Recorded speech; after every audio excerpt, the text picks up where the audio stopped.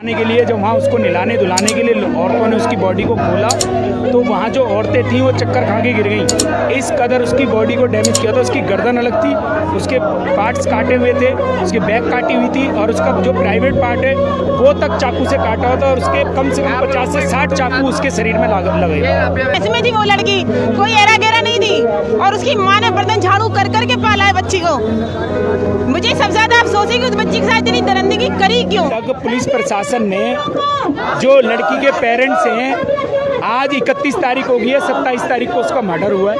यानी कि 26 तारीख को अपने ऑफिस गई थी, पूरी रात नहीं आई। 27 की सुबह हरियाणा से काम क्या करती हैं? काम वो सिविल डिफेंस में जॉब करती थी। एक रविंदर मेहरा हैं उनके सीनियर अफसर, उनके अंडर वो असिस्टेंट्स का काम करती थी, असिस्टेंट थी उनकी खास, ठीक है। तो वो 27 तारीख को हरियाणा पुलिस आती है, 2 सिपाही राबिया के घर पे, और आकर के उसके पेरेंट्स से बोलते हैं क्या आप उनके माता पिता। उन्होंने कहा कि आप चलिए, आपकी लड़की मिल गई है। उन्होंने बोला कहाँ पे मिली है, कि आप चलिए हमारे साथ। वो थाना गए, वहाँ जाके वो बोलते हैं उसके राबिया के फादर से कि आपकी जो वाइफ है उनकी कोई तबीयत ख़राब तो नहीं है, कोई लगी बंदी बीमारी तो नहीं है। उन्होंने कहा इनको ब्लड प्रेशर की बीमारी है। तो उनसे कहते हैं इनको साइड में बिठा दो और आप मेरे साथ आओ। फिर उनको साइड में ले जाता है वो सिपाही, तो बोलता है आपकी लड़की का ना मर्डर हो चुका है, राबिया का। जब राबिया के घर वालों को पता चला मर्डर हो गया, जब वो अपने गांव ले गए, 1 घंटे के अंदर, आज तक का रिकॉर्ड है, किसी का पोस्टमार्टम होकर बॉडी सुपुर्द करी है पुलिस ने, मुझे तो नहीं लगता। उसको 1 से 2 घंटे के अंदर उसका पोस्टमार्टम भी हो गया, उसके पर्चे भी तैयार करे और एम्बुलेंस भी हरियाणा पुलिस ने अवेलेबल करा के दी और उनको बोला कि आप इसको ले जाओ उत्तर प्रदेश।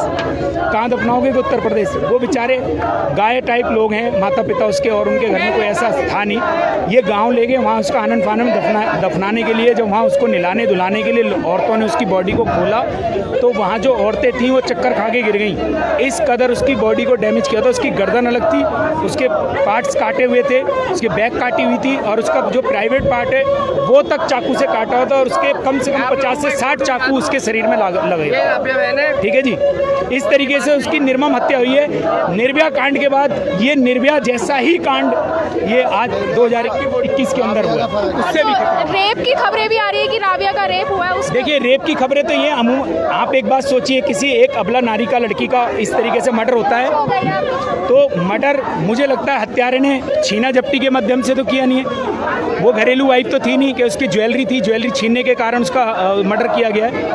कहीं ना कहीं उसके साथ बलात्कार भी हुआ होगा। मैं इसकी पुष्टि नहीं करता हूँ क्योंकि मेरे पास इसका प्रमाण नहीं है। एक बात, इसका प्रमाण हरियाणा पुलिस के SHO साहब देंगे या उन्होंने अभी तक पोस्टमार्टम रिपोर्ट भी उसके फादर को, उसकी मदर को अवेलेबल नहीं करा के दी ताकि पता लग सके कि उसके साथ आखिर में हुआ क्या क्या था। मतलब SHO साहब को भी नहीं पता है कि उनके साथ रेप हुआ या नहीं हुआ। पोस्टमार्टम एक बहुत बड़ी बात है, एक एलिगेशन बहुत बड़ा और है हरियाणा पुलिस के ऊपर, जो वहाँ के थाना अध्यक्ष के ऊपर, कि उन्होंने मुलजिम को, एक मुलजिम इसमें अरेस्ट भी हुआ है, उस मुलजिम ने अपने बयान में उनको बोला कि ये मेरी वाइफ है। लड़की जो मर गई है, मरने वाली लड़की के लिए बोला कि ये मेरी वाइफ है। मैं ये पूछना चाहता हूँ आपके न्यूज़ माध्यम से कि भाई अगर उसने बोल दिया, मुलजिम ने, कि ये मेरी,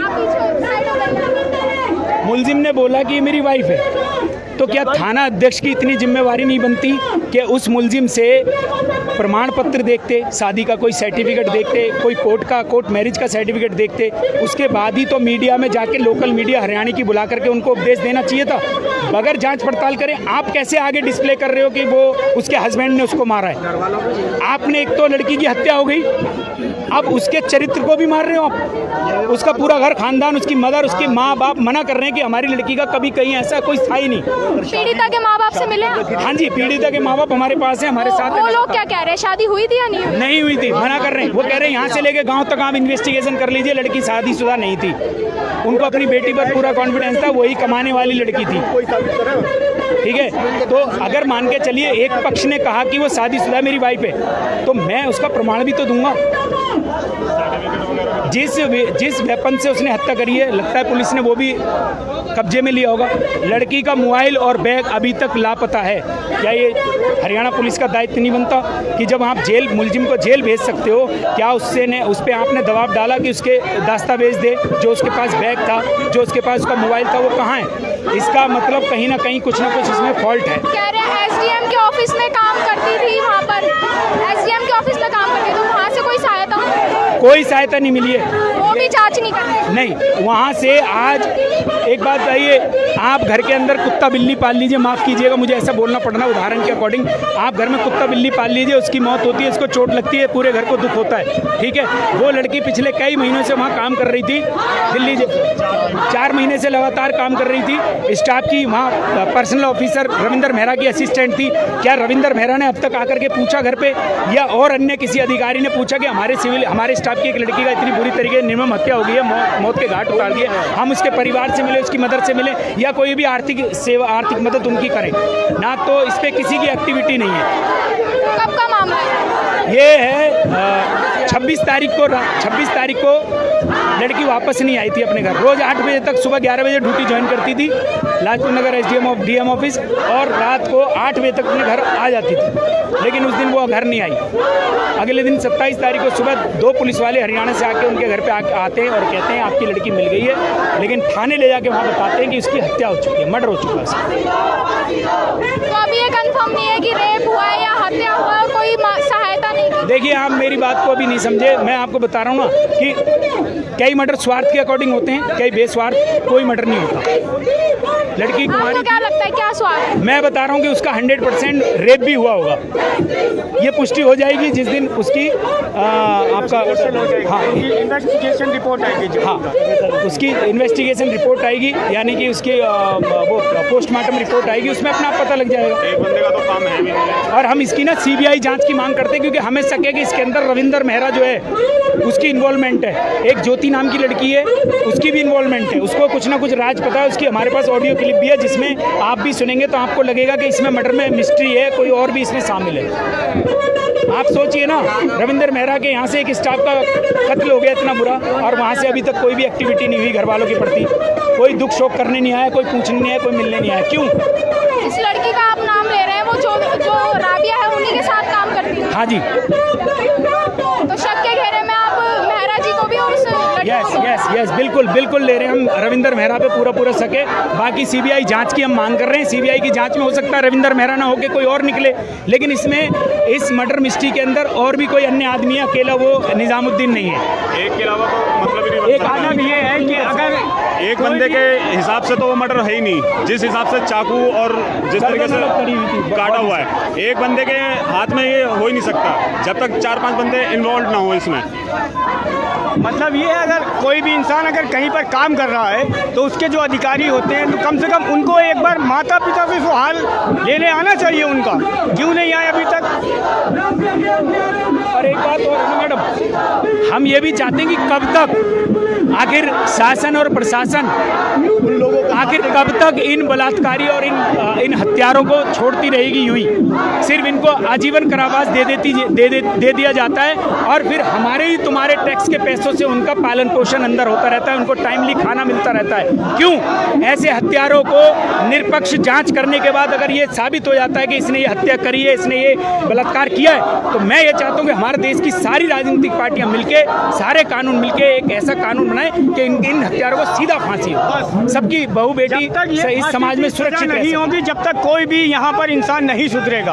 ये आए दिन जो है वारदात सामने आती रहेंगी।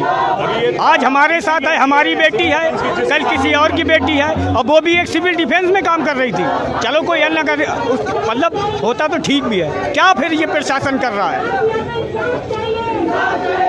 साथियों, इस वक्त हम दिल्ली के संगम विहार में मौजूद है और यहाँ पर खबर मिली है कि एक जो महिला है, पीड़िता का नाम यहाँ पर राबिया बताया जा रहा है, उसका जो है मर्डर कर दिया गया है। यहाँ पर रेप की पुष्टि अभी तक नहीं हुई है, लेकिन जो यहाँ पर लोग मौजूद हैं उनको ये आशंका है कि जो पीड़िता है उसके साथ रेप भी किया गया है।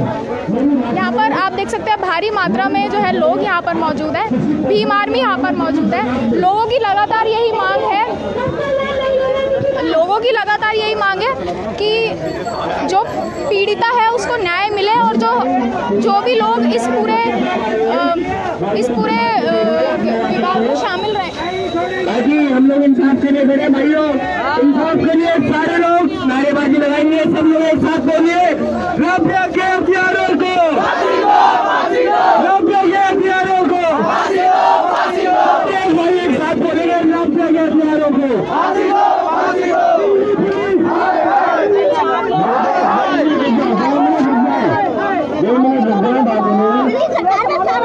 नहीं तो इंसाफ करे ना, इतना लेट क्यों हो रहा है? पुलिस आ गई है। पुलिस आ गई है।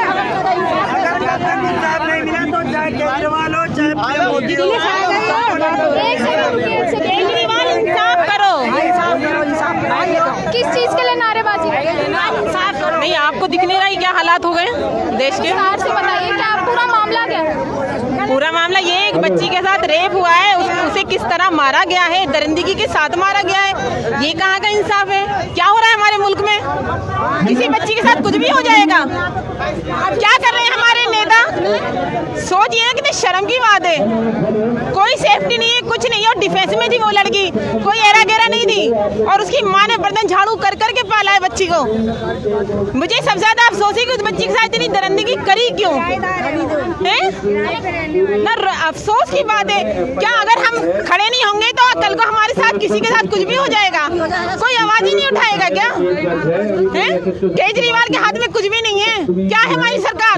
इसलिए हमने वोट दिया था कि वो कुछ भी ना करे पब्लिक के लिए।